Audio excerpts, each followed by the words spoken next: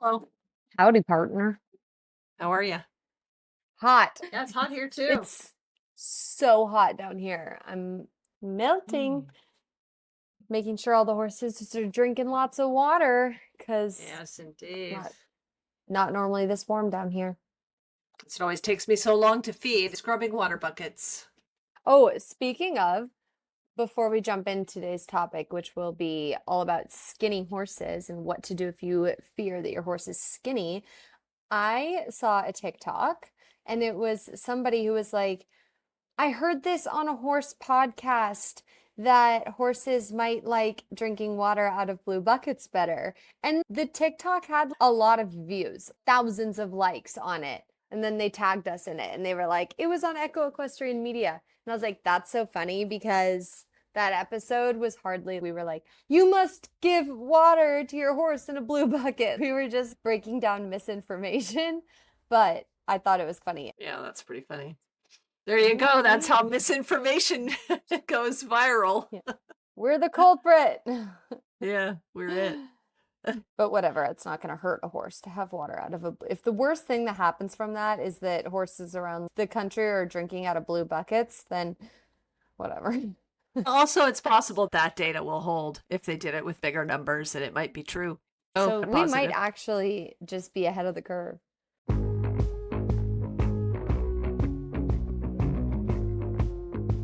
What do you love about horses? They're pretty and they're fluffy. I'm frustrated and I'm also sweating. That's your fault. Today, we're talking skinny horses. Mom was here visiting this weekend, and I was talking to her about a horse we have that we want to get to gain a little bit more weight. And we were just chatting about it, and we thought, hold that thought. We should save this chat for the pod. So here we are, and we're ready to chat skinny horses. All things, I suppose I shouldn't say all things diet, because we're not going to talk all things diet, but we're going to talk skinny horse specific diets. So, and Mom, skinny horse specific things. So, Katie. oh, I was going to ask you a question. Are you Okay, going to you ask go. me a question? No, you go. Okay, so I was going to say, we're going to role play here. Ring, ring. Hello. Yeah, good job. Hi, Dr. Figured that out all on my own. You want to try again? Yeah, Katie. Ring, ring. Dr. Crab's office. How can I help you? Hi, Dr. Crab. My horse seems to be losing a little bit of weight. What should I do? Oh boy, and then I just take it from here. Okay, so for real, what I wanted to talk about first was when you have a horse that you think might be a bit skinny. Before you go into treating it, adding more food, so on and so forth, what are a few really good things to do right off the bat? Let's figure out what skinny is. Like, how do you assess your horse's weight? Because there's actually a lot of misconceptions about fat and skinny, and I think we should break some of those down. Our listeners might be familiar with the body condition scoring, which is this super complicated 9 things that or actually there's 9 levels of body scores, 1 through 9, 1 being ultra skinny, 9 being super fat. It has 6 landmarks that they score, and that's ribs, neck, withers and shoulders, loin and backbone, tail and croup, barrel and flank. But for me, assessing your horse's weight, there's some simple things. There's one simple thing that you can do if you're too fat, too skinny, or just right. And that's really just being able to run the flat side of your hand down your horse's ribs. If you can feel the ribs when you press firmly, but you can't easily see them, then your horse is in a good kind of weight category. So I can take that body scoring system down to that one thing, and that gives me a pretty good gauge. There's also weight tapes. People like weight tapes. I don't find weight tapes to be as useful. I prefer looking at the horse. That's the other one that I find useful is the backbone. So if you look down along a horse's back and, the dorsal spinous processes, which are the things that poke up from the spine that go along their back, If that's poking up and you can see the individual bumps that go along down their back, that's probably too skinny. And if you have a crease, if you have fat that comes up and then the backbone is a crease down their back and along their butt, then that's probably too fat. So that's the other one I would look at. Oh, I know what you mean, a crease.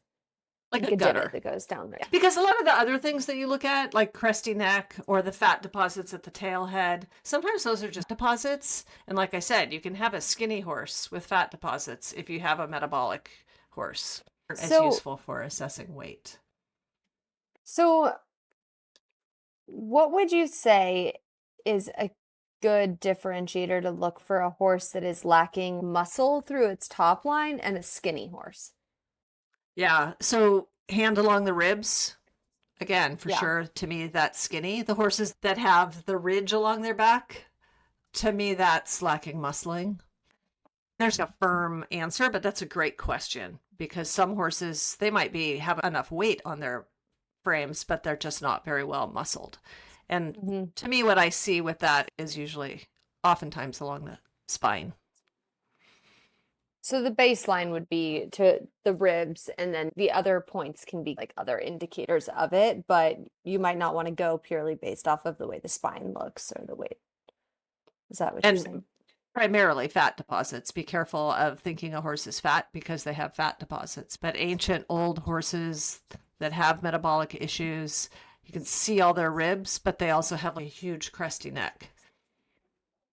So that makes some of those hard to evaluate, I guess. Right. So let's talk about horses that get off the horse trailer and people say, oh my God, they lost 200 pounds on the trip. They lost all this weight on their trip because they look so tucked up. Right? Or people say that? No. That's not something that I deal with. Yeah. You'll hear that if you send a horse across the country, the trailer, and they're kind of waspy waisted, like thin waisted. That's often because they haven't just had enough forage in their large intestine. So their colon isn't full. And so that makes their bellies kind of contract up. And for some reason, people always think that means they're dehydrated. Not sure why. But that's another thing to be aware of. People like to just say that horses are dehydrated as a solution to everything. That's probably true. People like too. One of those things. Yeah. But I just think it's always interesting to me, and it mostly happens when they get off of a long, like a cross country, a long trip. And people tell me how much weight they lost. And then in 48 hours, that looks back to normal because they start eating it better again. They eat more hay, they eat more forage, and it fills up and they get a belly back. So it's like being morning skinny after a morning poop and you're skinny. Yes. And you eat a little bit. Yeah. It goes away. Yeah. Fair. Yeah. So those are just some things I hear from people. Okay. So now can we go to my horse is skinny? What are the first few things I should do? Yeah. So as long as you've run your hand, the horse is skinny. We have confirmed the horse is skinny. Okay. Right. It did not just get off a long trailer ride. It's been happily foraging. Its colon is full. And oftentimes this question comes when they start to look more skinny, right? My horse is long weight. Like I can see his ribs. I didn't used to be able to see his ribs. Yeah. So what are the first things you should do? People always want to skip over the basics, but I think it's important to remember the basics, which really comes down to teeth, parasites, and nutrition. Oftentimes when I'm presented with that, I'll suggest that if they haven't done a dental in a really long time, get a dental done, partly because it's good horse care anyway. So you get that checked off, that your parasite control program is under control, do a fecal egg count, make sure your horse doesn't have a heavy worm burden. So let's talk about teeth. If your horse is skinny and you're going to check their teeth, right? You can also go and observe the way that they're eating, right? That can sometimes be an indicator for you of if there is an issue with them. What's the word I'm looking for? Quitting. That, but I just meant retaining their food, right? So a couple of easy things that you can look for. One is that they're chewing and they're dropping food when they're trying to chew. That's called quitting. They eat and they get a big glob of hay in there and then they just spit it out. A horse sometimes will tip their head sideways to chew if they're having pain. They'll do postures when they're chewing. And another thing that you can look at that a lot of people don't think of is look at their poop. So if they have really long fibers in their poop, they may not be chewing adequately. And if they don't chew adequately, then they're not going to break things down enough to get the nutrition that they need. And honestly, most of the time, it's not going to solve the problem. But the bottom line is, A, if it does, it's a pretty easy fix. And B, if they need to have their teeth done, it's good anyway. It's just a good thing to do anyway. You should be So getting why not regular take care of it? dentals regardless. Right. Yeah, correct. So teeth are easy. Yeah. And every once in a while, I've had older horses that get really skinny. People think there's really something wrong with them. And we'll schedule a dental again because it's good care, just good basic. And they have loose teeth that come out. They'll have to have a molar pulled, or they'll have something that's really painful going on in their mouth. And sometimes those horses can be like new horses after the dental. It's like, oh my gosh. So it's a worthy first step. Which pain also is another thing that we can talk about. But I want to get through some of these other basics that you mentioned, like deworming and checking and getting a fecal done. Can you talk to us a little bit about what exactly a fecal exam is and why that's so important? Yeah, regular fecal exams are actually the core of parasite control programs these days.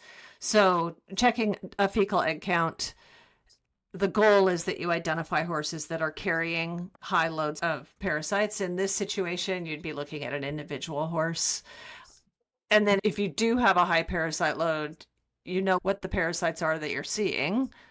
Based on what the eggs are, you're going to deworm them, and then you're going to follow up with another fecal to make sure that you didn't have a resistance problem, that you effectively got them dewormed and you brought that number down. What parasites are we mainly concerned about with horses? Yeah, the main ones that we have now that we deal with, the bigger ones, are the small strongyles. Young horses can have roundworms. We deal with roundworms. We see them some in adult horses, and then tapeworms. And tapeworms don't show up on a fecal. That's why most recommendations, you can sometimes see tapeworm eggs, but it's not a very reliable test for tapeworms.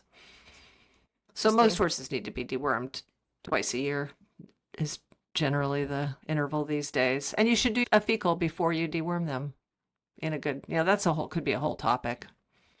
And do Good most people parasite not do control. that?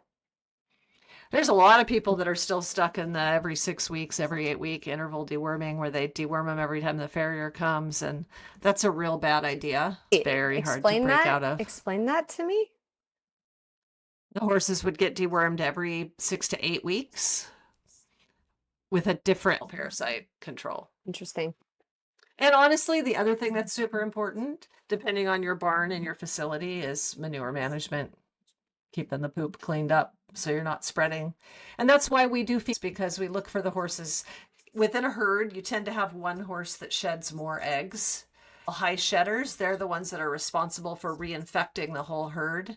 So the goal of doing regular fecal egg counts is to identify the high shedding horses so we can target them for more frequent treatment. And then that reduces the load on your pastures, which then reduces the chance that they're going to infect other horses in the herd. The other reason for doing regular fecals is to check for resistance, because we are seeing resistance to the deworming medications now, and we want to identify that if it's happening. Look at you, little smarty pants. It's pretty basic stuff, but it's stuff that gets forgotten because it's not very cool. It's not very commonly discussed. Like all this everybody stuff. wants It's to really not. check for ulcers. Let's start by doing their teeth and deworming them. So another basic thing to do would be to do some blood work, right? Would you try to supplement by adding in some additional food before going straight to drawing blood? Or would you want to draw blood before making feed changes? As with all things, it depends. Yeah. If someone comes to me because they really have a horse that's losing weight, or they can't keep a basic feeding program and it sounds pretty adequate relative to what they're doing and all the things, running a CBC chemistry, just a basic chemistry panel to make sure that you don't have something like a liver problem or kidney problems is never a bad idea. So some of it's going to be on budget. Some of them is going to depend on the age of the horse. There's a lot, but if you can, certainly running a basic chemistry panel, especially on an older horse or a horse that's had a ton of NSAIDs in its life, a show horse that's had a ton of NSAIDs. Just make sure you're not dealing with something bigger, because that could impact a lot of things. Yeah. So what exactly would you look for in blood work? I don't know how to answer that. Liver, kidney, anemia, just you'd look through all the basics. Just any abnormalities. Any abnormality, and then you'd try to explain it. Yeah. The one that honestly comes to mind, if we're talking to our kind of show horse population, would be renal disease, because a lot get regular NSAIDs, and weight loss is a sign of kidney failure or renal insufficiency. The kidneys aren't working the way they should. And that's something that you very much want to identify early if you can. I know that is simple to you, but to other people, when you're talking about NSAIDs and show horses and the risks there, can you just talk a little bit, like in a very simplified version, of what risk you're talking about? What impact, like what are common NSAIDs that are used? What is the risk of using them? Why do they lead to potential renal failure? Bute and Banamine are the two number one NSAIDs that we're going to reach for. Equiox is also an NSAID, which a lot of people don't realize. It has less toxicity potential, but it still is an NSAID, and it still does have toxicity potential. So horses that are getting Banamine every day at a horse show, that get Bute frequently for some kind of musculoskeletal problem, or that are on daily Equiox, they, in my opinion, should have renal panels run every 6 months or whatever, just to make sure. For example, I have a horse that I'm kind of helping a gal with that's an older horse. It's been diagnosed. It's had all the treatments, everything done. And it does very well on low doses of Bute, but we monitor that horse like crazy. Yeah. So where do your alarm bells start to go off with the use of Bute and Banamine and Equiox? Which I know it's unique to every horse. It's different in all situations. I totally understand that. But the horse goes to 10 horse shows a year and shows 4 days a week at those horse shows, and it gets a scoop of Bute each night. So it's getting 40 bells days are going off. So where does that happen? What I'm asking is, what do you view as an appropriate amount in use of NSAIDs versus where it starts to be slightly abused? I don't know that appropriate is fair, because it depends is going to be the answer. And I don't necessarily think it's inappropriate for an older horse to be, say, on Equiox, right?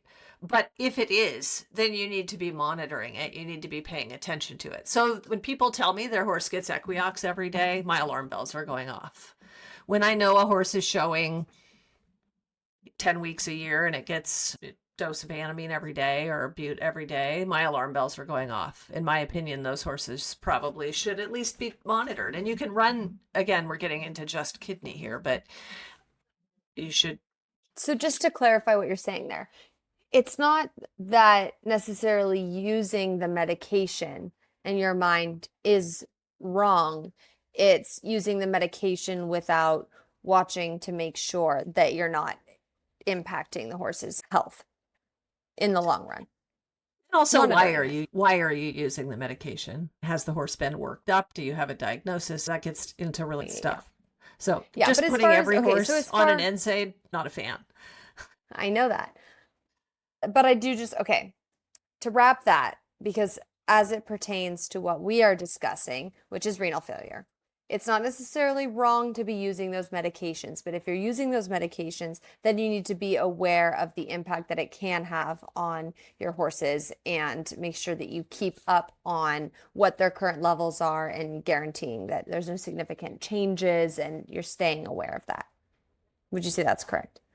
Yeah, correct. The only thing I would do is we probably should say, you're not going to like the words, but renal insufficiency versus failure. So kidneys aren't working as efficiently as they should versus completely failing. Renal failure is a life-threatening sort of situation. Renal insufficiency, Okay. a lot of horses can smolder along with that for a long time. But kidney values on blood work don't change until a significant portion of the kidney, like 60 plus 70%, isn't working properly. So they can be right at that tipping point for a long time and not show any abnormalities on their lab work. And then they go over that edge. So you do have to be careful. And hydration. And can that be reversed? Sometimes. Is it Yeah. one of those things where once the damage is done, the damage is done? Or is it you can reverse it? It depends. You can have acute kidney failure or acute kidney disease where the kidneys all of a sudden go blah, and they can go back to normal. Mostly what I think we see is acute on chronic. So they have kind of low grade smoldering, kidneys aren't working quite the way they should, and then something happens. They get worked really hard on a hot day, they're not hydrated, somebody gives them a dose of bute, and then that tips them over the failure edge. And then you can diurese them, so you can put them on fluids and potentially get them back to their low grade chronic stage. Can I get you like a t-shirt that just says it depends? That's yeah. It's your tagline. Yeah. Okay. So now we've checked our horse's teeth. They've had a dental. They're not dropping any food. They've had their fecals done. They've been dewormed. They've had their blood work done. All comes back good. Now what, Mom? Yeah. Dr. Mom? Now we got to feed them more. We got to get more calories into them. And here's what I want to say before we start talking about feed. Feed's so truly so complicated, and there are so many opinions on feeding horses, which isn't necessarily a bad thing. But I just want to say that it can feel like a very overwhelming thing. To me, at least, it does feel overwhelming sometimes. I also think, I know we've mentioned this before, but we have to be really careful because feeding advice really varies depending on where you are in the country because on what's available. So what we should maybe try to do is just toss out some suggestions that can be useful for putting weight on horses. And I think the place you got to start is with the hay. You got to look at what kind of hay you're feeding. Right? Mm-hmm. So, Right. Because some hay doesn't have as much nutritional value as other hay, and it's going to vary with what kind of hay. Like here in Oregon, we have what we call local grass hay. It's pretty low calorie. We have Eastern Oregon grass hays that tend to be higher in calorie and higher in protein. And then we have alfalfa available. So, my opinion, alfalfa is, you get a lot of bang for your buck. So if you're in an area where you have alfalfa available, I think alfalfa is always a good choice to be a good part of the diet of a horse that is losing weight. If you're giving a horse all of the low calorie, crappy grass hay in the world and they're just leaving their hay behind and they're still skinny, it's because your hay doesn't have enough nutrition or calories in it. So you used to talk a lot, and I remember this from being in the truck with you, about testing hay. And what was that recommendation that you would give to people? I genuinely just don't remember. I remember it being a conversation, but I don't remember what the recommendation was.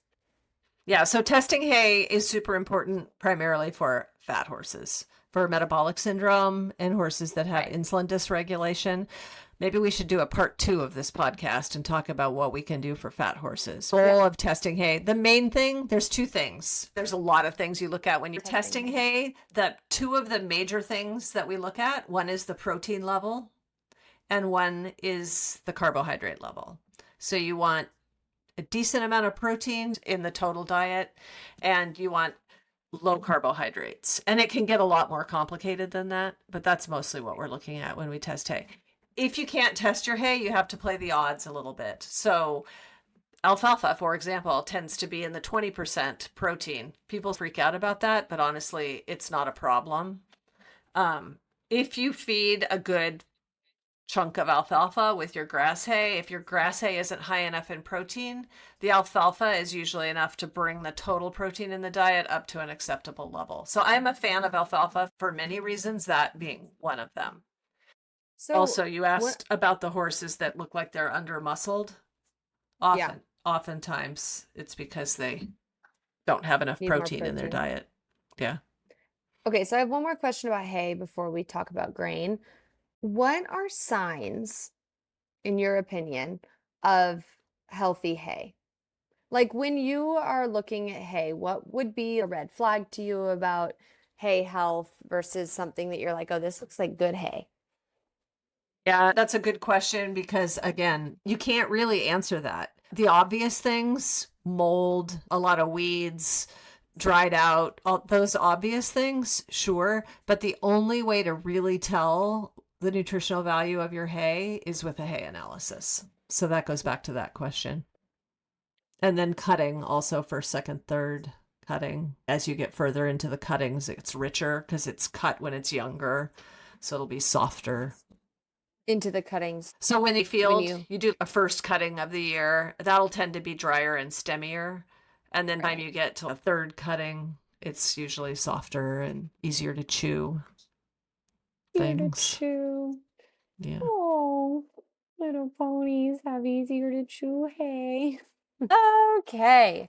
So what about grain? So your advice for someone with it's, I'm so sorry, my apologies.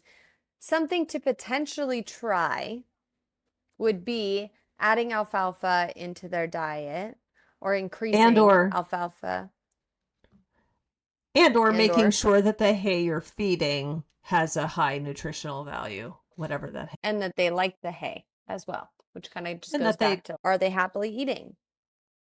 yeah, and are they eating enough? And they are snarfing up Well, all their hay, then they might need more, just more. and another thing to add to that is how much hay you're feeding will also depend on how much protein is in the hay, where the hay is coming from, and all of that. So it's you can't just be like, oh, horses should get blank flakes of hay. A horse of this size should get this many flakes of hay. That doesn't really work because it depends on the protein levels and the nutritional value of the hay. And also, you don't really talk in flakes, you talk in pounds, and I'm terrible about that.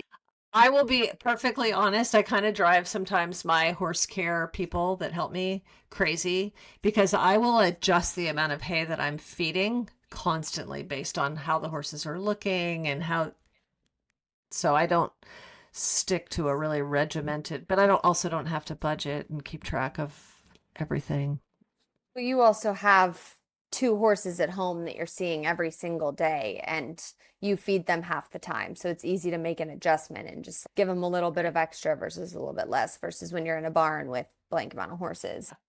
And even in the barn, I do think adjusting hay according to how your horse is doing. You might increase their hay and then they start to get a little fat. And Yeah. then you cut their hay back and then they get a little too lean. And so you have to really pay attention to that. And it's not like what you decide, what you formulate that you're going to feed the horse today is what they're going to eat every single day for the next 3 months.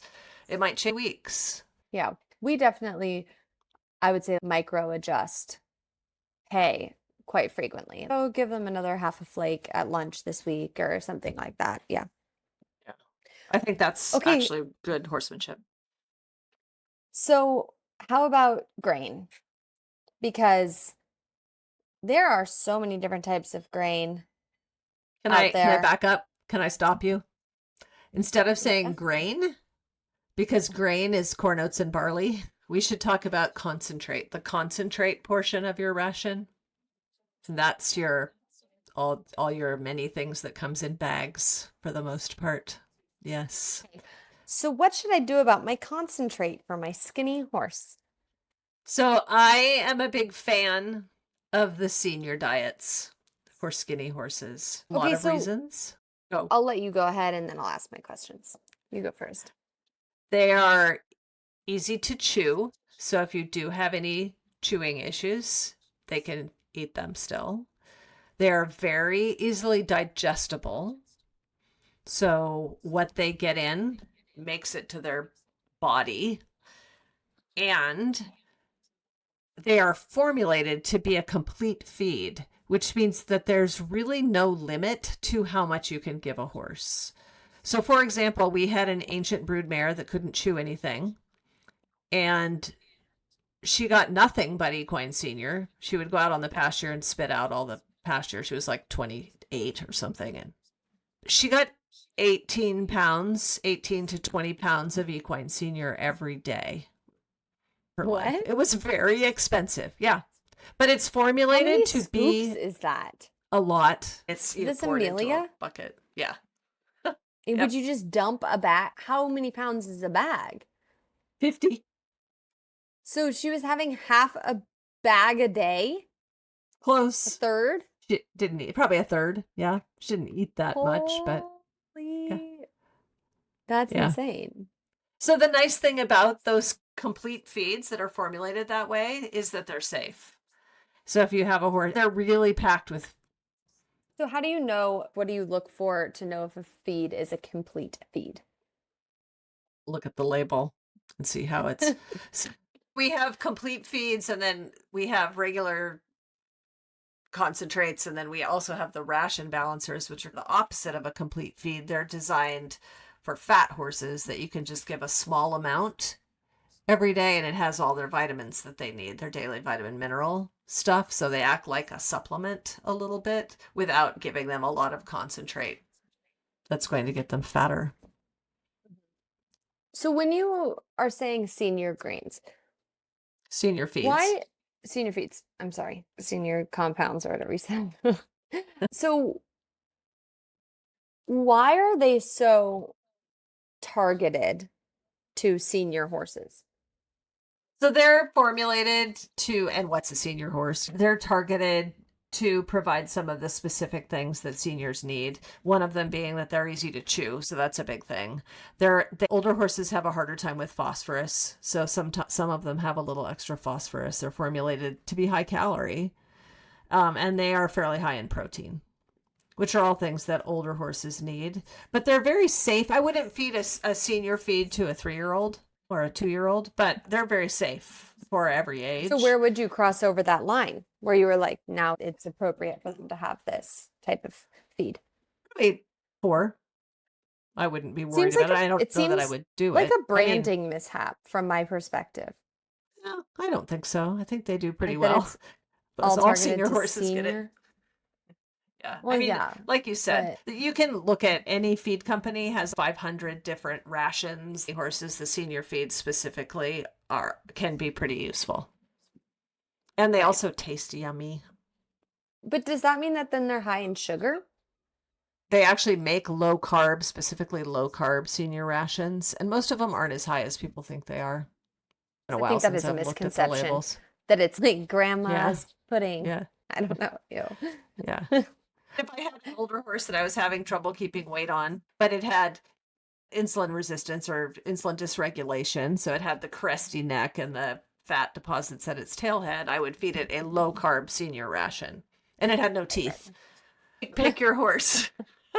Why is it skinny? So for your average performance horse that it just seems skinny, I think, which is what we started with here in this conversation, you just need to figure out a way to get more calories into it. And for me, that started with alfalfa, add some senior to its ration. And then the other thing we haven't talked about is adding fat.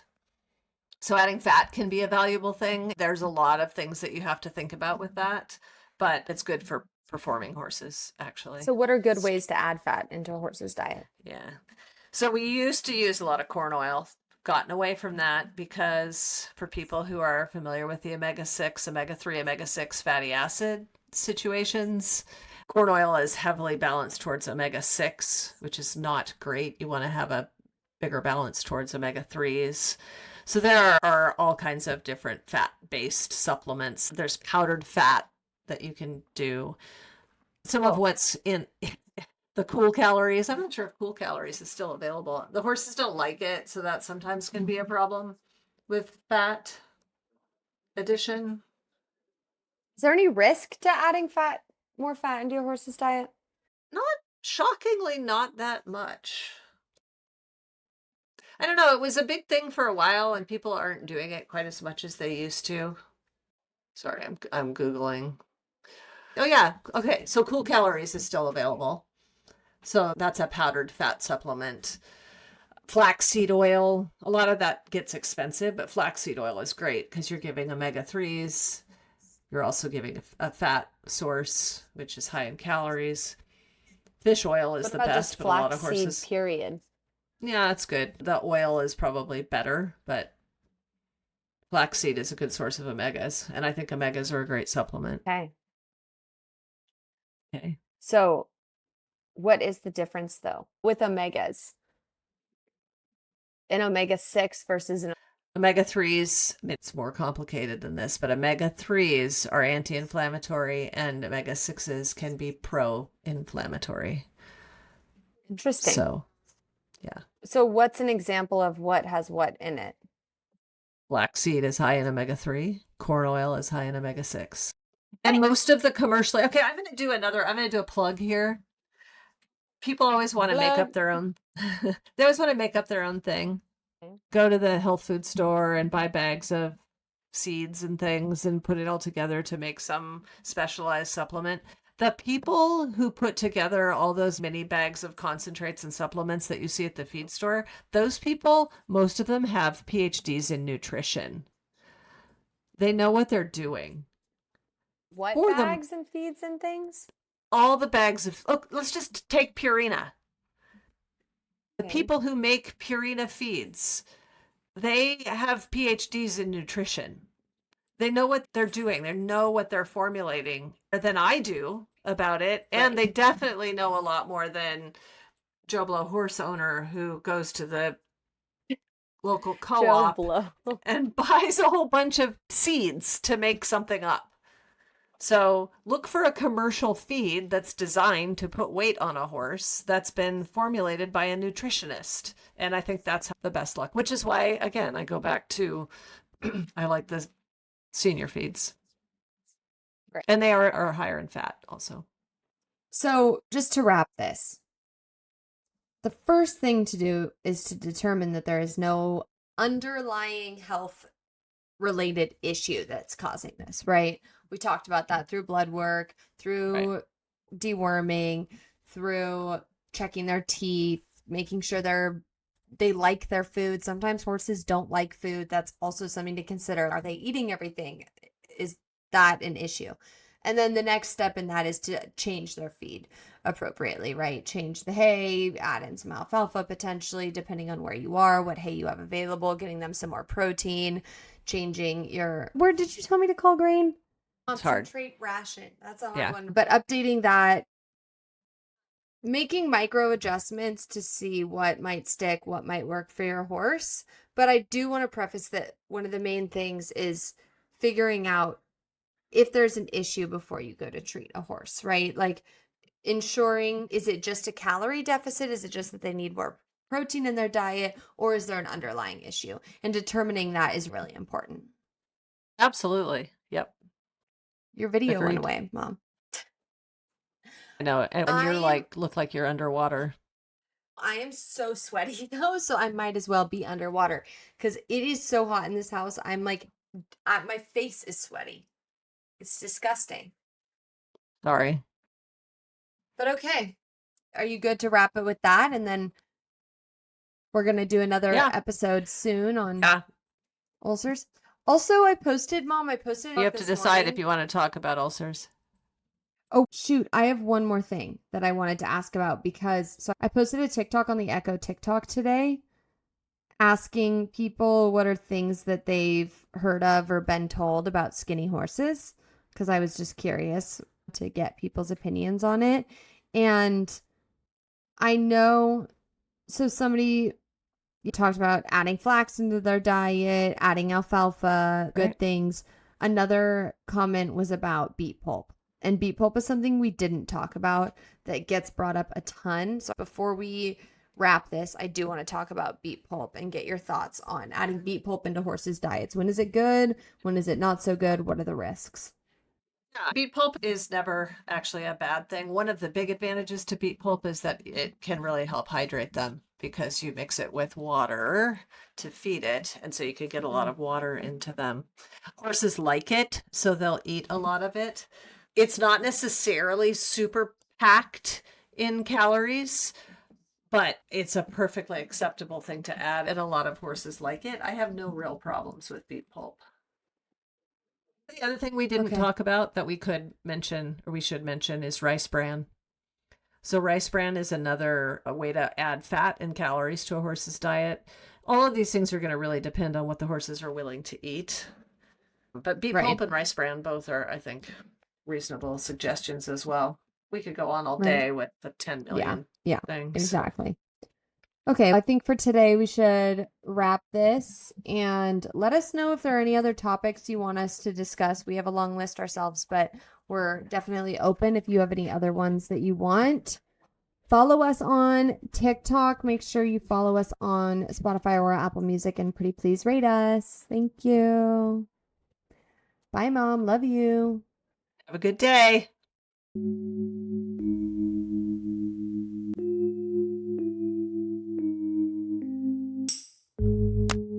All right. Love you guys. Love you too. Bye.